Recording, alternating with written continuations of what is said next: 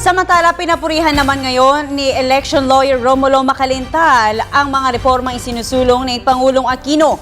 Kabilang na dito ang kampanya laban sa korupsyon. Nagbabalik ang aming kasamang si Julius de Samburon. Pinapurihan ni election lawyer Atty. Romulo Macalintal ang adhikain ni Pangulong Aquino na kung walang kurap, walang mahirap tungo sa tuwid na daan kung saan sinusugpo nito ang katiwalian bansa na siyang nagiging sanhi ng kahirapan sa iilan. Sa panayam ng PTV News, inihayag nito na importante para sa isang lingkod bayan ang pagiging tapat sa kanyang sinumpaang tungkulin. Ito kasi ang naging refleksyon ng isang manggagawa sa publiko. Natili pa din silang pinagkakatiwalaan at hindi mabahira ng anumang masamang imahe. Talagang ang katapatan sa tungkulin, yan ay dapat na natural reaction na natin yan. Sabi nga natin, honesty is the best policy. Bagamat yan ay isang napakasasakit akala na simpleng bagay lamang, ngunit kung lahat ng mga empleyado, lahat ng government employees ay may katapatan sa tungkulin, palagay ko wala na tayong problema sa ating bansa. Pahayag ito ng abogado kaugnay sa mga lumalabas na issue hinggil sa maling paggamit ng pondo ng bayan.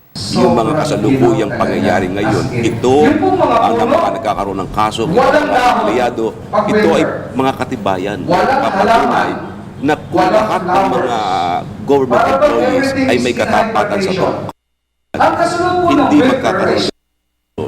Kasabay lamang ng mga mambabata sa pork barrel scam sa hangarin ng bawat isa sa atin na makamtan ang buong katotohanan. Na dapat natin i-address ngayon sapagkat kung talagang ang mga tao o mga empleyado ay may katapatan at tapat sa kanilang tungkulan, palagay ko naman ang ating mga empleyado ay tayo hindi magkakaroon ng ganitong mga uri ng kaso kung saan ang katapatan ng isang empleyado ay nagiging issue. At sa halos 4 na taon na sa termino ng Pangulo, nakikita ng magandang resulta ang kanyang pamumuno para mapaunlad ang bawat isa sa atin maging ng buong bansa.